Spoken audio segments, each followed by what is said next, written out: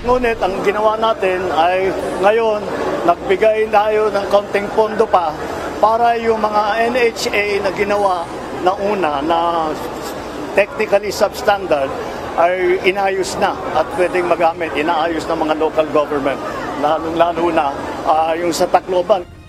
Sinolusyonan na ng Administrasyong Marcos ang mga itinuturing na substandard na mga pabahay na inilaan noon para sa mga biktima ng Super Typhoon Yolanda mahigit isang dekada na ang nakakaraan.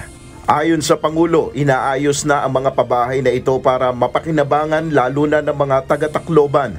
Ito ang inihayag ng Pangulo ng kanyang pangunahan ng pamamahagi ng 3,517 housing units sa Yolanda Heat Area sa Leyte, Samar at Biliran. Inatasan ng Pangulo ang mga kaukulang ahensya na patatagin ang mga pabahay na ito laban sa mga kalamidad. Sa DHSUD, DSUD at sa NHA, inaasahan ko na palalawigin pa ninyo ang pagtuklas at paggamit ng mga disenyo ng pabahay na mas matibay pa, mas angkop sa pagbabago ng klima at hamon ng panahon.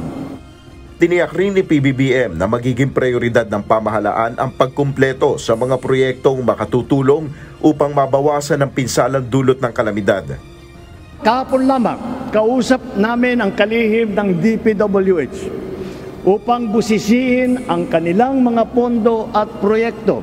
Tiyakin nila na lahat na ito, lalong-lalo na ang mga proyekto na makakatulong sa pagharap ng mga kalamidad ay maisasagawa ng maayos na ayon na plano at takdang oras. Tiniyak naman ng Department of Human Settlement and Urban Development o DSUD na tatapusin nito ang mga problema sa pabahay para sa Yolanda victims. Lahat po ngayong taon ay tatapusin na po ang problema ng Yolanda Housing. Nel Maribuhok, UNTV News and Rescue, Diyos ang aming sandigan, serbisyo publiko ang aming pinahalagahan.